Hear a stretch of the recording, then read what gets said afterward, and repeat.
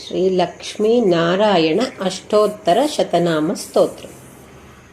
श्रीविष्णुः कमलाशाङ्गी लक्ष्मीर्वैकुण्ठनायकः पद्मालया चतुर्बाहु क्षीराब्धितनयाच्युतः इन्दिरा पुण्डरीकाक्षा रमा गरुडवाहनः भार्गवी शेषपर्यङ्को विशालाक्षी जनार्दनः स्वर्णाङ्गी वरदो देवी हरिरिन्दुमुखी प्रभुः सुन्दरी नरकध्वंसी लोकमातामुरान्तकः भक्तप्रिया दानवारिः अम्बिका मधुसूदनः वैष्णवी देवकी पुत्रो रुक्मिणी केशिमर्दनः वरलक्ष्मी जगन्नाथः कीरवाणी हलायुधः नित्या सत्यव्रतो गौरी शौरिः कान्तासुरेश्वरः नारायणी हृषीकेशः पद्महस्ता त्रिविक्रमः माधवी पद्मनाभश्च स्वर्णवर्णानिरीश्वरः सती पीताम्बरः शान्ता वनमाली क्षमानगः जयप्रदा बलिध्वंसी वसुधा पुरुषोत्तमः राज्यप्रदाखिलाधारो माया कंसविधारणः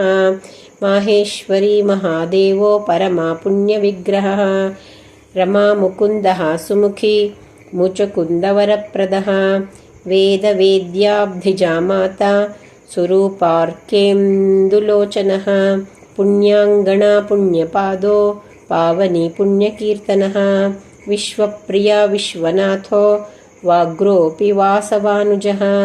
सरस्वती स्वर्णगर्भो गायत्री गोपिकाप्रियः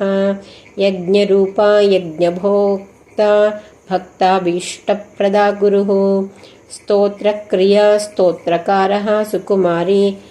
सवर्णकः मानिनी मन्दरधरो सावित्री जन्मवर्जितः मन्त्रगोप्त्री महेश्वासो योगिनी योगवल्लभः जयप्रदा जयकरः रक्षित्री सर्वरक्षकः अष्टोत्तरशतं नाम्नां लक्ष्मीनारायणस्य च यः पठेत् प्रातरुत्थाय सर्वदा विजयी भवेत् इति श्रीलक्ष्मीनारायणाष्टोत्तरशतनामस्तोत्रम्।